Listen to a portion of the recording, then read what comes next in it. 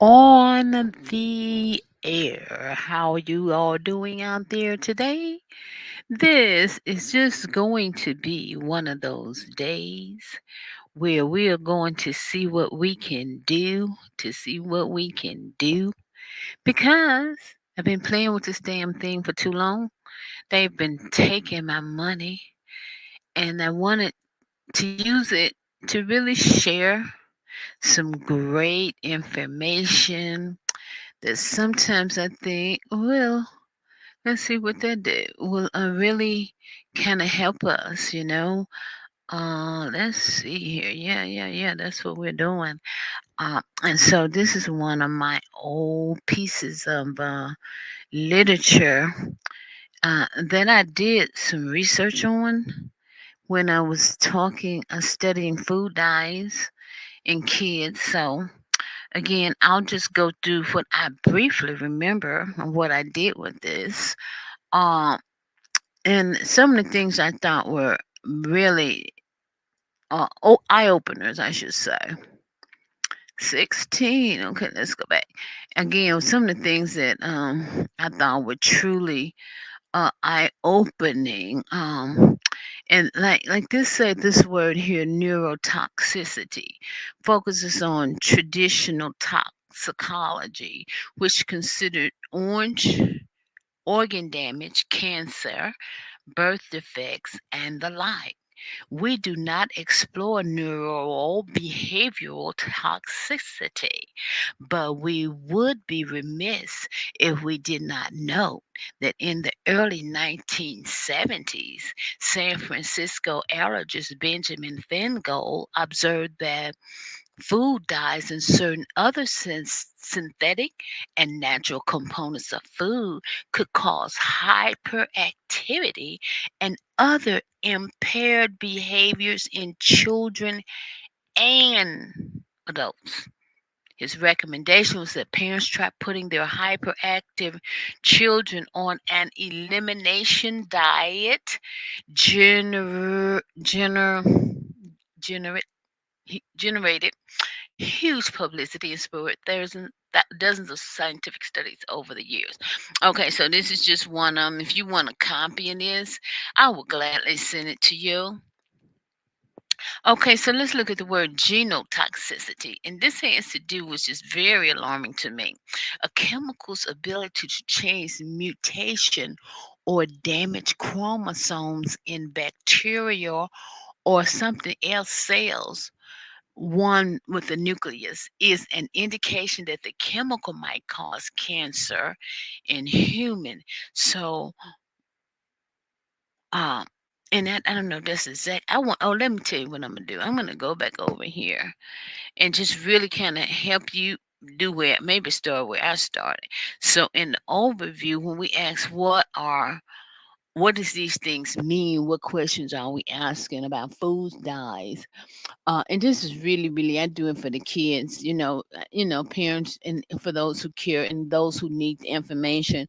And so we realize that, for example, here they're going to list all the dyes. Again, if you want it, just send me inbox and I'll send this over to you.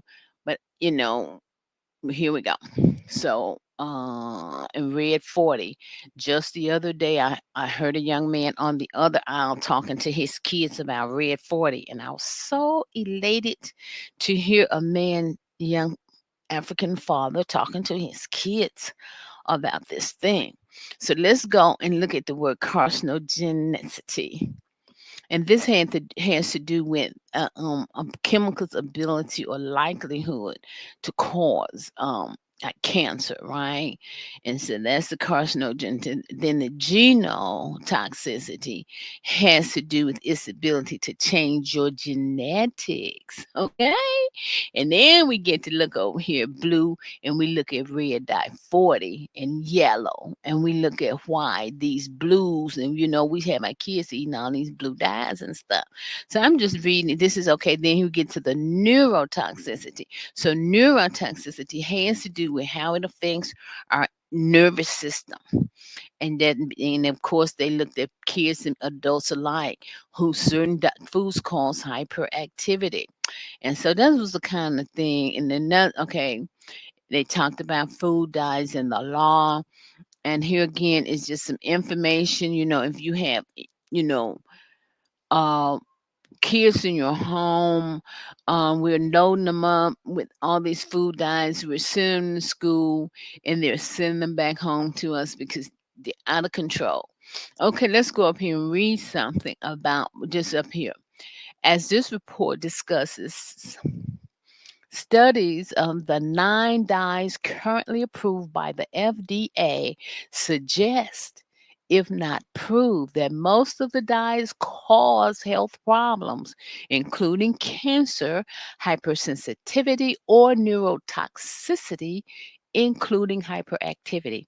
And that's the case, even though most of the research was commissioned, conducted, and interpreted by the chemical industry itself and its testing labs and academic consultants.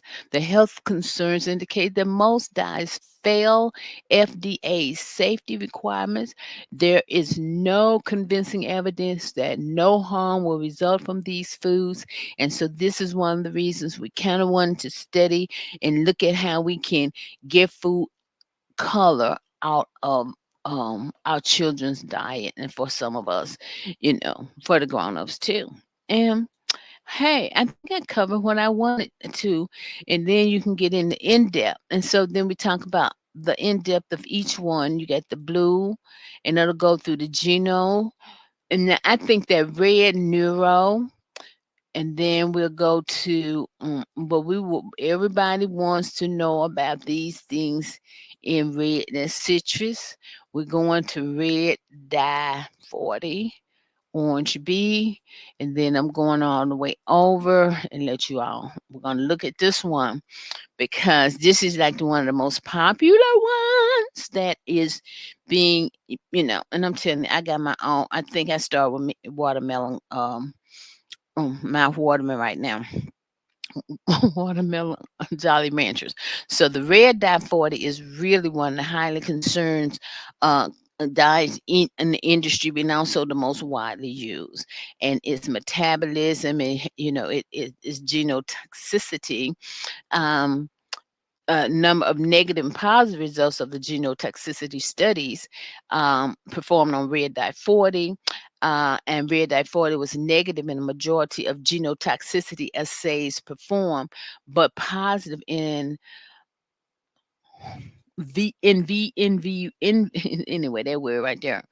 Comment, because I haven't looked at this, in glandular stomach, lungs, and colon of mice. That it can cause this one right here. This right, the red dye can cause DNA damage. That's genotoxicity.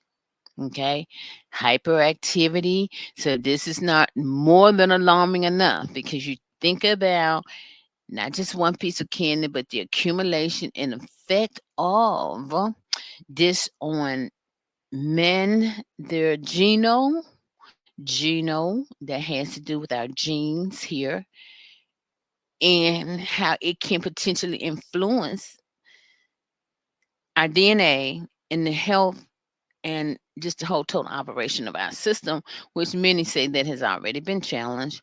Now I'm going to go ahead. Again, it's a carcinogen, meaning that it's most um, like here we're saying acceleration of tumors. Okay, and all of that stuff right there. I'm just a messenger. I'm just a messenger. I'm just a messenger. Here's yellow. And again, if you would like a copy of this, please send me. I'm gonna, and it'll help. Okay, let's go back here and read a case study. I always like this.